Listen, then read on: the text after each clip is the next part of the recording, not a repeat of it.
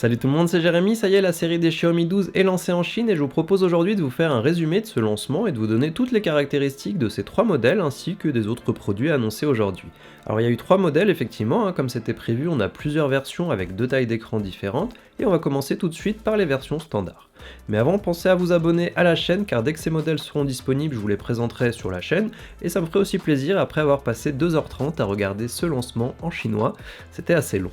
Donc on commence par le Xiaomi 12, il a un design proche de ce qui avait été prévu par les différentes fuites, on retrouve le module photo avec les capteurs séparés par différentes lignes, la mention du 50 mégapixels, on aura plusieurs couleurs disponibles, le noir, le bleu, le violet et même en vert avec une texture en cuir.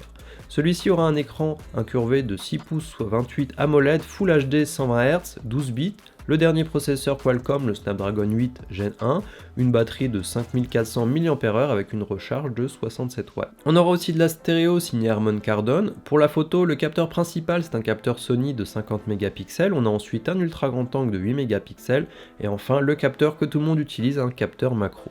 Pour le selfie, on sera sur du 32 mégapixels, la vitesse de prise de photo a aussi été améliorée de jour comme de nuit et pour le prix, on sera entre 500 et 600 € en fonction des versions.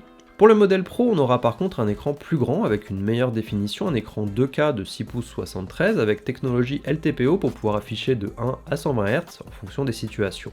La batterie fera 4600 mAh avec cette fois une recharge rapide de 120 watts en filaire et de 50 watts en sans fil. Pour que cela soit possible, Xiaomi a développé sa propre puce, la Surge P1, qui évite de devoir utiliser deux batteries et la charge complète se fera en 18 minutes.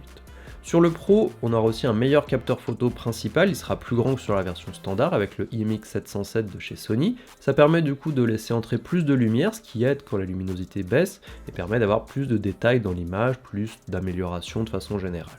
On aura en plus un ultra grand angle et un téléobjectif qui seront eux aussi tous deux à 50 mégapixels, un trio de capteurs à 50 mégapixels, avec aussi un mode nuit amélioré et un autofocus lui aussi amélioré. Pour le prix, on le trouvera par contre entre 650 et 750 en fonction des versions. On a aussi eu un troisième smartphone qui a été annoncé, une version encore plus allégée avec le Xiaomi 12X. Celui-ci aura un Snapdragon 870 et des caractéristiques proches du Xiaomi 12, mais pas de recharge sans fil pour un prix de 440 à 526 € environ. En plus du lancement de ces deux téléphones, on a aussi eu l'occasion de voir plusieurs produits. La Smartwatch S1, une montre connectée avec un design circulaire, deux boutons sur le côté, avec un design qui se rapproche un petit peu d'une montre classique. Elle dispose d'un écran AMOLED de 1 pouce 43, 117 modes de sport, une résistance à l'eau de 5 ATM et elle coûtera autour des 150 €. On a aussi une paire d'écouteurs à réduction de bruit active pour 70 € environ, ainsi qu'une version Pro un peu plus chère, mais je vais pas forcément noter tous les détails. On aura aussi une version de la Xiaomi Pad 5 Pro avec plus de mémoire en 8 256 Go. Elle a aussi été dévoilée, mais il y a peu de chances que celle-ci arrive au niveau global. Et on a même une nouvelle couleur pour le clavier aussi.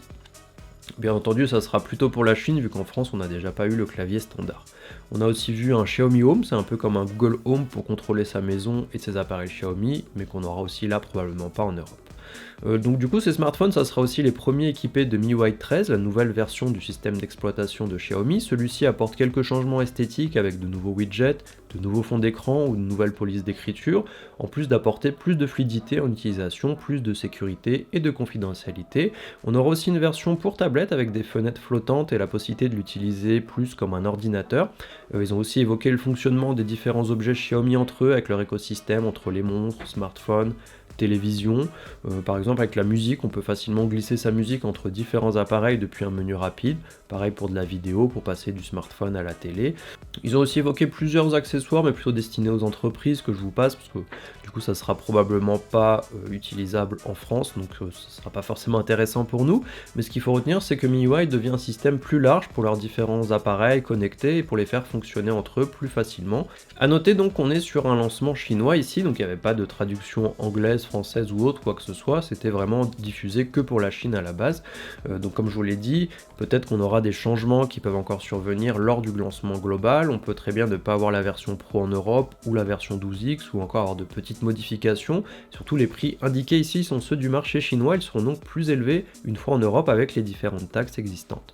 Pour le lancement global, on n'a pas encore de date. L'année dernière, le Mi 11 avait été lancé début février, donc on peut espérer avoir quelque chose à peu près fin janvier, début février.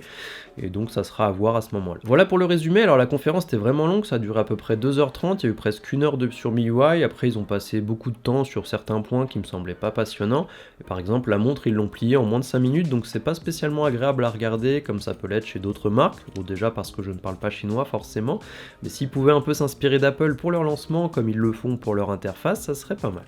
Alors dites-moi ce que vous pensez de ces téléphones, est-ce qu'il y en a qui vous intéressent? Est-ce que vous pensez que certains ne seront pas disponibles en Europe et pourquoi pas du coup les acheter directement en Chine comme je le fais parfois? Donc dites-moi ça en commentaire et on se voit très bientôt.